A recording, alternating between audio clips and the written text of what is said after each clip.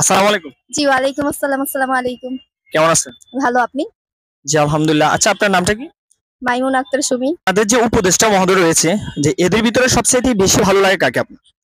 আসিফ মাহমুদ সজীব ভুইয়া উপদেষ্টা।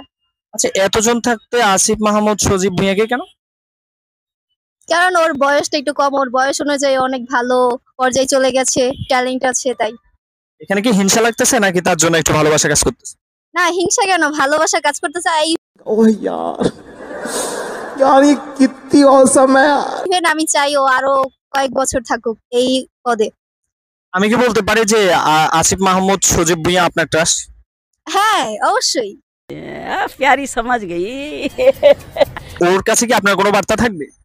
হ্যাঁ, অবশ্যই। যদি শাহবাগ আসে তাহলে যাতে ফেসবুকে অ্যালার্ট করে দেয় আর যাতে দেখা করা যায়। অবশ্যই আমার ইচ্ছে আছে আমি একবার হলো ওকে দেখব।